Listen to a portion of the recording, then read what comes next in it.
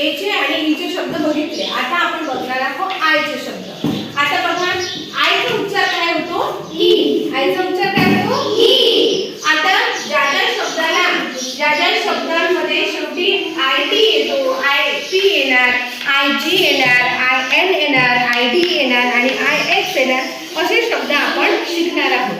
आता बघा I T चा उच्चार होईल ईट. काय होईल? ईट. कारण आय चा काय आहे? ई आणि टी चा ट, म्हणून हा उच्चार काय झाला? ईट. मग ईट बघा एच आय टी ही, के आय टी ही, एल आय टी ली, पी आय टी ली आणि एस आय टी सी. ओके. आता बघा एक तुम्ही गडबड नका करू. बघा इथे आय टी चा उच्चार होईल ई. काय होईल?